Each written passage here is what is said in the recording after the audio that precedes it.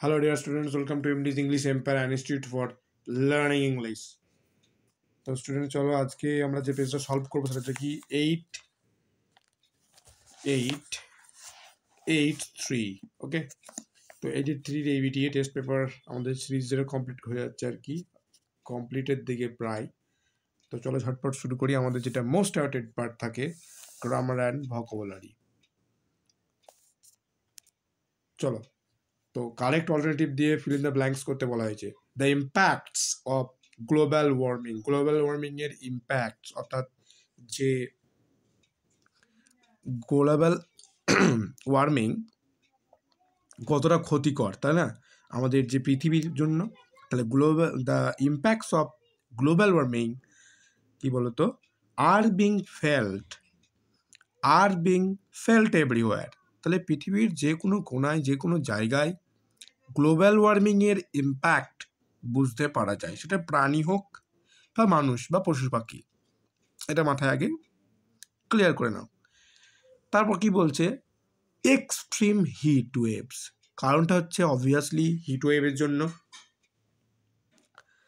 তারপর have caused, তাহলে extreme heat waves have caused tens of thousands of deaths around the world.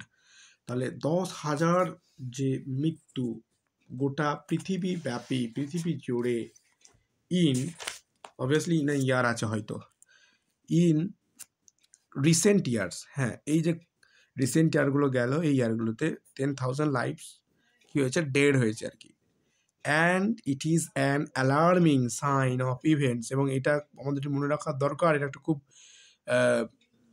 খুব sensitive issue. Dash to come, তাহলে এটা হচ্ছে আমাদের আর্টিকেল প্রিপোজিশনে কমপ্লিট। এবার সরি, টেন্সের ভার্ব অ্যান্ড ইয়েতে কমপ্লিট হয়ে গেল, ভার্ব অ্যান্ড টেন্সেস। এরপর যেটা করবো আর্টিকেল অ্যান্ড অ্যাপ্রোপ্রিয়েট প্রিপোজিশনস। তো চলো, এটা আমাদের already offline class and online ক্লাসে ডিসকাসড হয়ে গেছে, এটা আমরা রেকর্ডেড ক্লাস রেকর্ড করছি। তো উই রাস টু, এটা ফিক্সড প্রিপোজিশন, রাস্টের সঙ্গে টু আছে। The light house to get some paper, আমরা লাইট হাউস গেছিলাম কিছু পেপার সংগ্রহ করতে। We took the first thing that came handy an old letter, তাহলে যেটা এসছিল আমাদের লাইট হাউস গিয়ে পেপার কালেক্ট করার সময়, প্রথমেই যেটা হাতে এসছিল সেটা নিচে, সেটা কি, একটা ওল্ড লেটার ছিল হাতে লেখা, লাইন, যেটা পড়েছিল অন দ্য বুককেস, বৈরব যে বুককেস হয় না, বুককেসের ওপর। এইটা পার্টটা আমরা বলে এসেছি, আমরা বোর্ড ওয়ার্ক করবো। যাই হোক, নেক্সট পার্টে মুভ করি। নেক্সট পার্টটা হচ্ছে কি phrasal verb section. First question, people always regarded বাপু। রিগার্ডেড মিনস হচ্ছে লুক আপন। তাহলে স্যার লুক আপনটা এখানে পুট করা যাবে? কখনোই যাবে না, কারণ এখানে যে ভার্বের ফর্মটা আছে সেই ফর্মটা আমাদেরকে মেনটেন করতে হয়।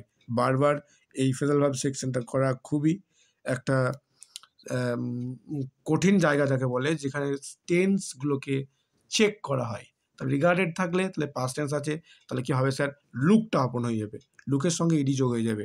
তারপর দেখি দে ডিসকার্ডেড আওয়ার প্রপোজাল, তারা আমাদের যে প্রপোজাল ছিল, আমাদের যে প্রস্তাব ছিল, ডিসকার্ডেড করে দিয়েছিল, অর্থাৎ আমাদের প্রপোজাল অ্যাকসেপ্ট করেনি, তাই তো। তাহলে ডিসকার্ডেড মানে হচ্ছে টার্ন ডাউন, TURNED, এইটা করবে 2 নম্বর। এবং লাস্ট কোয়েশ্চেন যেটা, Neeraj Chopra won the gold medal in the world athletics. তো এই যে ওয়ার্ল্ড অ্যাথলেটিক্স চ্যাম্পিয়নশিপে নীরজ চোপড়া গোল্ড মেডেল জিতেছিল, তাই না? এটা একটা কারেন্ট ইভেন্ট, কারেন্ট ইস্যু, একটা কারেন্ট নিউজ ছিল, কারেন্ট অ্যাফেয়ার্সের অন্তর্গত এটা। তাহলে ওন মানে হচ্ছে, এরকম বিয়ার হয়েছে না, এটা বোর অ্যাওয়ে হয়ে যাবে, যেহেতু পাস্ট টেন্সে আছে, এটাও পাস্ট টেন্স হবে, BORE, bore away. So thank you for watching this video. Please like, share and comment. Thank you.